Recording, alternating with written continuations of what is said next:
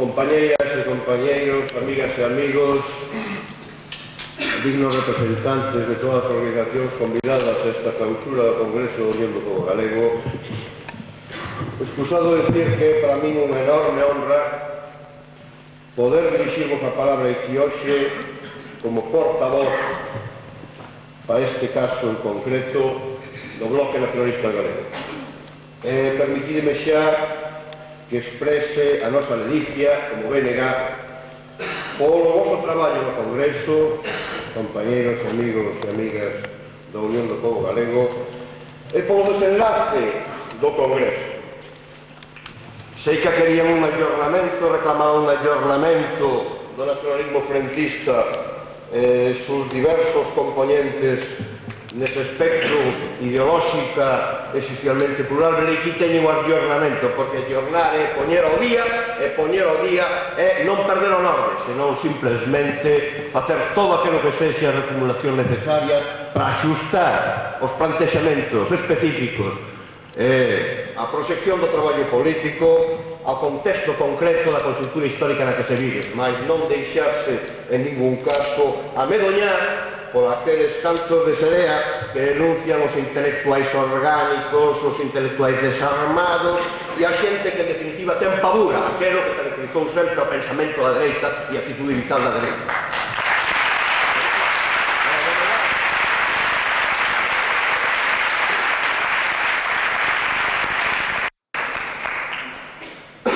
Para o BNG,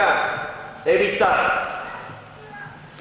que non se convirta nun totum revolutum o espazo político do nacionalismo, e moi en concreto que non se convirta nun totum revolutum o espacio organizado do nacionalismo frentista. Nos apostamos todos os que estamos neste proxecto, os que non estamos na Unión do Pobo Galego, mas que estamos no bloque,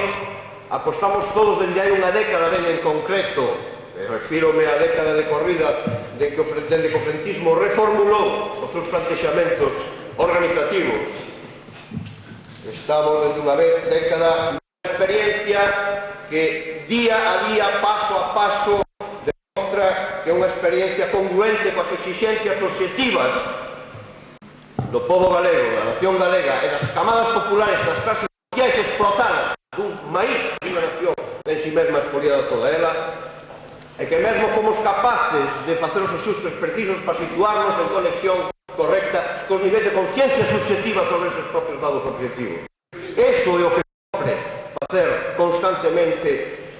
someter constantemente a comprobación e a revisión, e iso penso que non é soberbia, senón que é legítimo orgullo decilo en nome do BNG, que é o que fixo o nacionalismo frentista ao longo desta década. Mesmamente por iso, nas horas terribles en que o asedio era absoluto, en que estaba o frentismo confinado obxectivamente nun gueto, en que se nos pretendía reducir a unha situación apendicular, marxinal ou absolutamente afogada, nós non pedimos axudas a deus liberadores, nin aquelo que facelo sería ir en contra do himno internacional que acabamos de cantar.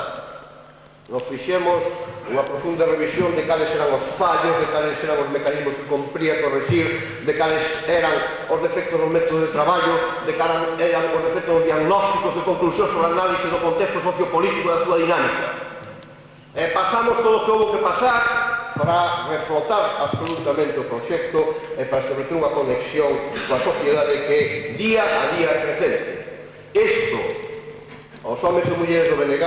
non nos vai pegar, non nos vai ensoberbecer, mas tampouco é o nacionalismo progresista e menos aínda o nacionalismo frentista quen precisa facer exames de conciencia nin facer actos de contrición. Non callamos, e hoxe neste Congreso é unha das satisfaccións para min personalmente e como home do BNG comprobalo que non se queiu niso na Unión do Pobo Galego, cair na tentación de tomar como males propios aqueles males que non son máis que transferencias psicolóxico-colectivas de eivas que padece un modelo de civilización, un modelo de sociedade na que Europa sigue a ser o epicentro e que pretende manter egoístamente a nivel do planeta sabendo que non é exportable, ainda que iso oculte a expoliación de millóns e millóns de seres e de povos enteiros como o povo galego están en periferia por moito que cultural, histórica e geográficamente e ten Europa.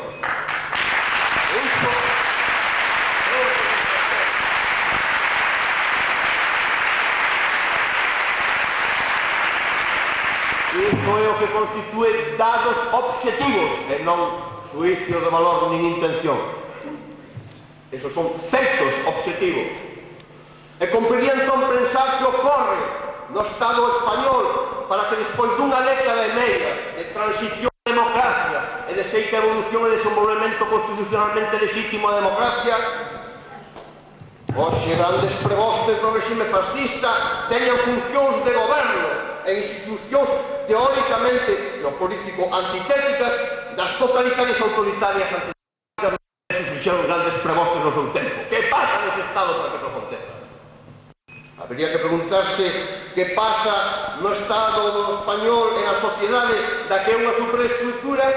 para que sexa precisa, entre aspas, según din as Cortes españolas e o partido do goberno primordialmente, unha lei antidemocrática como a lei Corcuera, convertir os ciudadanos en súbditos outra vez ou en sospeitosos de actividades delictivas simplemente porque exerzan a súa liberdade. Compriría preguntar que ocorre no Estado español para que se dea durante toda esta década e media un empobrecemento crecente do proletariado, do campesiñado e que sexa un proceso en constante avance, dándolle unha vez máis a razón a aquel home que seica se trabucou hai século e medio unha vez por todas, mentras que seica quen ten razón é Milton Friedman e os seus Chicago Boys, e así está esplendorosamente viva a América Latina no plano económico e no plano da democracia como no Perú ou na Argentina do Menem. Que pasa no Estado español para que sexa desmantelada peza a peza a aparelhaxe do welfare state, o pouco que había nese terreo, llamémosle, por lo tanto, servicios públicos, servicios sociais e así seguimos. E iso, cada onde ten que ir o nacionalismo frentista para que, entón, o povo galego, un povo expoliado, un povo explotado, un povo colonizado, sexa deixado a mercede do que as súas señorías con Pelegrí, no seu caso, que iran outorgarlle, como esa carta outorgada co Estatuto de Autonomía.